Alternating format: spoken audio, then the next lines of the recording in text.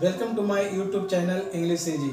Dear friends, आज हम लोग एक्टिव टू पैसिव वॉइस का ट्रांसफॉर्मेशन देखेंगे कि कैसे कोई सेंटेंस एक्टिव वॉइस में तो हम उसको पैसिव वॉइस में चेंज करेंगे। इसके पहले का वीडियो भी हम बना चुके हैं एक्टिव और पैसिव वॉइस का, बट आज सिर्फ एक्सरसाइज करेंगे और एक्सरसाइज को देखेंगे बिकॉज बोर्ड का एग्जाम जैसे हो गया वो काफ़ी ज़्यादा नज़दीक है। तो हम लोग सिर्फ आज एक्सरसाइज देखेंगे कि एक्टिव से पैसिव में कैसे चेंज करते हैं। तो बढ़ते हैं आगे। जैसे अभी चूंकि एक बार रिमाइंड करवा देना चाहते हैं, इसमें जो टेंस होता है वो एक टेंस आगे जाता है। जैसे अधिक प्रेजेंट इंडिफिनिट का अधिक कोई सेंटेंस है तो वो प्रेजेंट कंटिन्यूअस में जाता है, और कोई परफेक्ट का तो परफेक्ट कंटिन्यूअस में जाता है। और अधिक प्रेजेंट कंटिन्यूअस का सेंटेंस रहेगा तो उसमें सिंपली बीइंग का यूज करेंगे, और इसमें भी थ्री का ऑलवेज यूज होगा। ओके, और क्या पढ़े थे कि जो मेरा ऑब्जेक्ट रहेगा उसी को हम लोग सब्जेक्ट के रूप में यूज करेंगे और सब्जेक्ट ऑब्जेक्ट के जगह पर चला जाएगा। तो यहाँ तक हम लोग पिछले क्लास में पढ़ चुके थे, और आज हम लोग सिर्फ डायरेक्ट एक्सरसाइज करते हैं। जैसे कि यदि हम लिख दिए कि आई राइट ए लेटर, तो सिंपली इसमें हम देखें कि आई तो सब्जेक्ट हो गया और लेटर क्या हो गया, ऑब्जेक्ट हो गया, और राइट मीन्स वर्ब हो गया। तो रूल्स क्या पढ़े थे कि ऑब्जेक्ट को सब्जेक्ट करें, यानी ए लेटर को हम सब्जेक्ट की जगह पर ले आएंगे, ए लेटर। अब राइट चूंकि प्रेजेंट इंडिफिनिट का वाक्य तो ए आगे जाएगा तो इज हो जाएगा कंटिन्यूअस में according to a letter. A letter is and verb का थर्ड फॉर्म तो रिटेन, WRITN रिटेन, और वाई का यूज करेंगे, वाई सब्जेक्ट को ऑब्जेक्ट करेंगे तो ए नॉमिनेटिव केस में ऑब्जेक्टिव केस में चला जाएगा तो बाई मी हो जाएगा। तो a letter is written by me. यदि हमको इस चीज को अच्छी तरह से समझना है तो सिर्फ हम एक ही सेंटेंस को भी हम आगे लेकर जा सकते हैं। जैसे आई राइट ए लेटर, अब हम नेक्स्ट लिख देते हैं कि I am writing a letter. Okay, तो ए प्रेजेंट कंटिन्यूअस टेंस का वाक्य हो गया। तो प्रेजेंट कंटिन्यूअस टेंस का यदि कोई सब्जेक्ट रहे तो सिंपली ऑब्जेक्ट को सब्जेक्ट करेंगे तो ए लेटर। अब ए लेटर के अनुसार इज, चूंकि ये कंटिन्यूअस का सेंटेंस है, ए कंटिन्यूअस का सेंटेंस है इसलिए इज के बाद बीइंग का यूज करेंगे। A letter is being and similarly written, written by मी।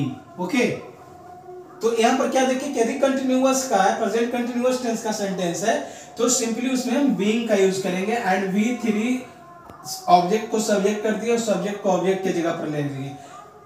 एक सेंटेंस को हम इसलिए बार बार दे रहे हैं कि आपको माइंड में ज्यादा एक फिगर बनेगा कि किस तरह से सब्जेक्ट और ऑब्जेक्ट चेंज होता है और वर्ब का थर्ड फॉर्म होता है। जैसे यदि हम परफेक्ट का वाक्य लेंगे तो इसी को क्या लिख देंगे, I have written a letter. Okay, तो ए परफेक्ट का वाक्य तो सिमिलरली पहले ऑब्जेक्ट को सब्जेक्ट करेंगे तो ए लेटर। अब ए लेटर के अनुसार ए परफेक्ट में तो एक टेंस आगे जाएगा तो परफेक्ट कंटिन्यूअस में चला जाएगा, प्रेजेंट परफेक्ट कंटिन्यूअस का। अगली बार हैज बीन हैव बीन होता है, चूंकि ए लेटर है इसीलिए हैज होगा और उसमें been, has been and verb का थर्ड फॉर्म रिटेन बाई मी।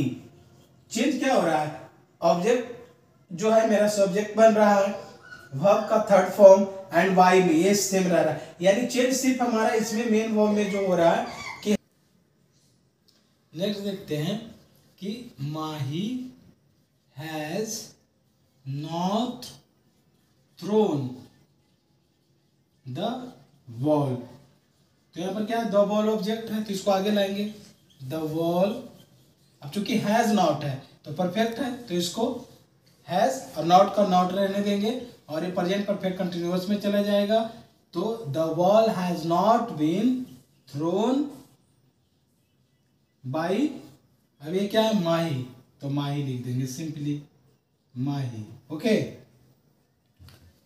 तो इस तरह से हम लोग प्रेजेंट टेंस का देख लिए, क्योंकि टेंस तो एक्चुअली में 12 टेंस होते हैं, 3 टेंस के 4 कांड्स होता है तो कुल सब मिलाकर 12 हो जाता है। लेकिन जो एक्टिव से पैसिव बनता है वो बेसिकली 8 टेंस का ही बनता है। तो अब हम लोग पास्ट में आते हैं, तो पास्ट में हम लोग सिंपली क्या कर सकते हैं कि Ram did not plug the flower. Okay, Ram did not plug the flower, तो ऑब्जेक्ट क्या है? The flower. तो द फ्लावर को अब सब्जेक्ट बनाएंगे, तो द फ्लावर। अब डिड नॉट है तो पास्ट इंडिफिनिट को पास्ट कंटिन्यूअस में ले जाएंगे, तो द फ्लावर है तो उसके अनुसार वाज होगा, एंड नॉट का नॉट हो जाएगा, और प्लक का थर्ड फॉर्म वर्ब का, तो plucked. Okay, by Ram. Subject को ऑब्जेक्ट करेंगे, राम हो गया। ठीक है, अब नेक्स्ट देखते हैं। नेक्स्ट है, अब कंटिन्यूअस का लेते हैं, जैसे कि Ram was writing a letter. Okay, similarly a letter, object को सब्जेक्ट करेंगे, एंड वाज है कंटिन्यूअस का, बोला था कि कंटिन्यूअस का no change but add being, तो विंग ऐड कर दिए, और थर्ड वर्ब का थर्ड फॉर्म तो रिटन हो गया, एंड वाई राम। ठीक है, इसी प्रकार से यदि हम लोग देखेंगे परफेक्ट का, तो परफेक्ट का क्या लिख सकते हैं कि फर्स्ट परफेक्ट का लिखेंगे कि he had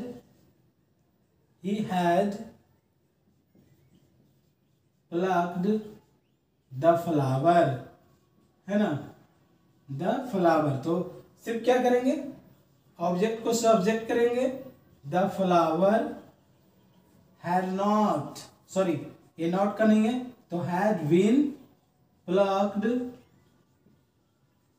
बाय हिम, क्योंकि ऑब्जेक्टिव केस में होता है by him. Okay, he had plucked the flower.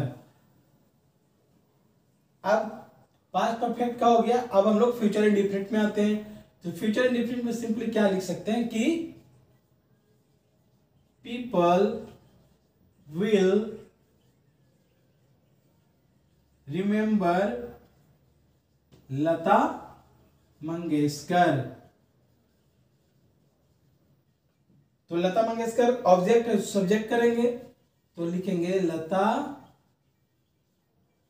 Mangeshkar will we, because this is future indefinite and future indefinite will go in future continuous. तो Lata Mangeshkar will be remembered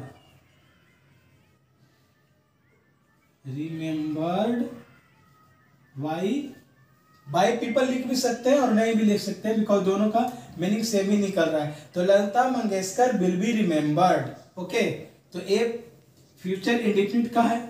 अब future continuous का तो होता नहीं है। अब फ्यूचर परफेक्ट में आते हैं कि the army will have caught the terrorist।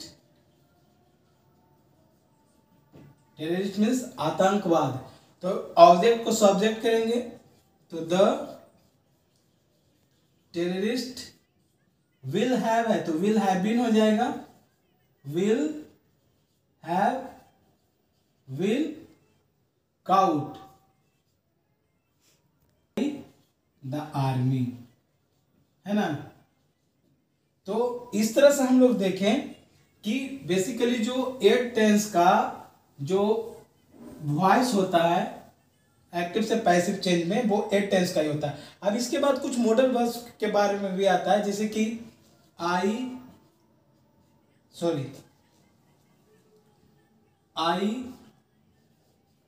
Must help the poor. Okay, तो सिंपली इसको क्या करेंगे, ये मॉडल वर्ब है, मस्ट, कैन, कुड, तो ये सब क्या आगे बी ऐड करते हैं। तो उसी प्रकार से ऑब्जेक्ट को सब्जेक्ट करेंगे, तो द पुअर मस्ट है तो मस्ट को साथ बी जोड़ देंगे सिंपली, और वर्ब का थर्ड फॉर्म हेल्प्ड बाय मी, यानी the poor must be helped bye me. Okay, next, you can speak English. यहां पर कैन मॉडल वर्ब है, तो क्या लिखेंगे, इंग्लिश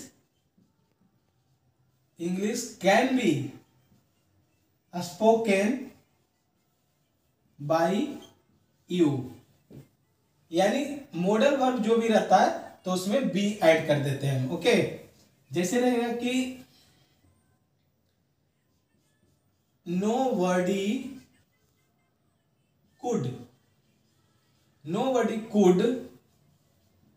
kill the criminal, तो यहां पर है nobody could kill the criminal, तो लिखेंगे the criminal could, तो could be ऐड करेंगे, killed वर्ब का थर्ड फॉर्म, बाय nobody लिख भी सकते हैं। जैसे देखिए सिंपली याद रखें कि nobody, no one, somebody, someone, ये सब यदि सब्जेक्ट में है तो ऑब्जेक्ट में लिखना कोई जरूरी नहीं है, लेकिन यदि ऑप्शन में आपका एग्जाम में रहे तो आप टिक आउट कर सकते हैं उसको आंसर के रूप में, अदरवाइज नहीं भी रहे तो आपका आंसर वही सही होगा, बिकॉज दोनों का मीनिंग वही होता है। nobody, no one, somebody, someone, people, ये सब सब्जेक्ट रहे तो ऑब्जेक्ट में लिखना जरूरी नहीं है। ओके, जैसे देखिए, जैसे रहे कि you are to play a game, मतलब आप गेम खेलने वाले हैं, you are to play a game, तो सिंपली क्या करेंगे, ए गेम, अब आर टू है तो गेम के अनुसार इज हो जाएगा, इज टू, और are to, is to, am to के साथ सिर्फ बी ऐड कर देंगे, जैसे modal verb must, could, should में जो ऐड कर रहे थे ना, तो ए game is to be played by you. Okay, तो इस तरह से हम लोग मॉडल वर्ब को चेंज करते हैं एक्टिव से पैसिव में। अब हम लोग देखते हैं कि जैसे कि स्विच ऑन द लाइट, इस तरह के वाक्य को इंपरेटिव सेंटेंस बोलते हैं। तो इंपरेटिव सेंटेंस में यदि ऑर्डर या कमांड का बोध हो तो सिंपली उसको लेट से शुरू करते हैं, तो let the light and add be, let the light be, अब स्विच्ड है तो स्विच्ड ऑन, बस हो गया, let the light be switched on. Okay, जैसे उसी प्रकार से रहे कि inform the police of the crime, तो ऑर्डर या कमांड का बोध हो तो सिंपली क्या करेंगे, लेट से शुरू करते हैं, तो let the police be informed by let the police be informed of the crime,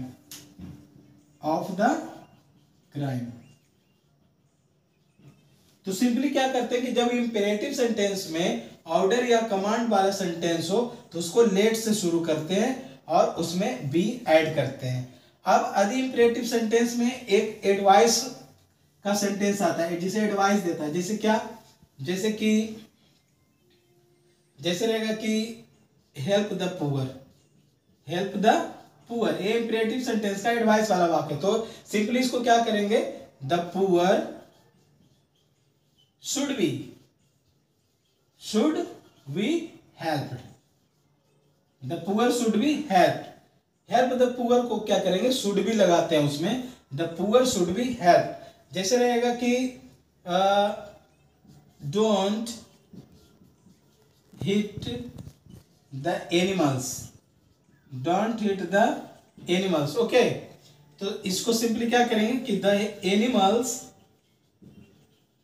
animals should, अब डोंट है, नॉट लगा हुआ तो शुड नॉट कर देंगे यहाँ पर, और शुड भी, जैसे शुड भी यहाँ पर भी लिखे थे और शुड भी यहाँ पर भी है, सिंपली इसमें डोंट निगेटिव है तो इसमें भी नॉट जोड़ दिए, तो the animals should not be hit, क्योंकि हिट का थर्ड फॉर्म हिट ही होता है, हिट। ओके, अब एक रहता है कि प्लीज या काइंडली लगा हुआ रहता है सेंटेंस में एक्टिव वॉइस में, और एक्टिव वॉइस से उसको पैसिव वॉइस में चेंज करना रहता है, जैसे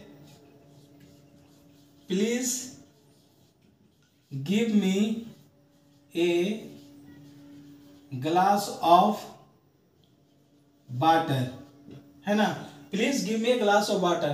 तो यदि प्लीज या काइंडली से यदि कोई सेंटेंस शुरू हुआ रहे एक्टिव वॉइस का और उसको पैसिव वॉइस में चेंज करना हो तो सिंपली इसको शुरू जो किया जाता है वो you are requested, you are requested to, please के लिए लिख दिए यू आर रिक्वेस्टेड टू, और ये जो बाकी जो रेस्ट जो मेरा पार्ट बचा हुआ उसको सिर्फ वहां पर लिख देना, यानी you are requested to give me a glass of water. Okay, जैसे रहेगा कि काइंडली सोल्व दिस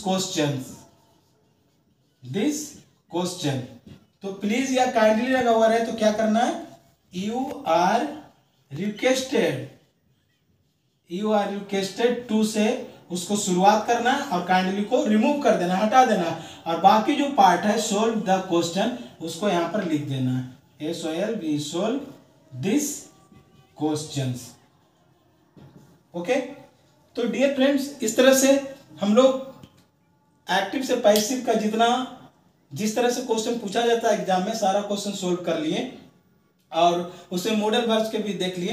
तो आई थिंक वीडियो आपको पसंद आया होगा, यदि अच्छा लगा हो तो लाइक भी कीजिए, सब्सक्राइब कीजिए और अपने फ्रेंड सर्किल में शेयर भी कीजिए। फिर मिलते हैं नेक्स्ट वीडियो में एक नरेशन के साथ, बिकॉज नरेशन भी पूछा जाता है तो नेक्स्ट वीडियो हम लोग नरेशन के साथ आएंगे। Okay, till then bye bye, see you.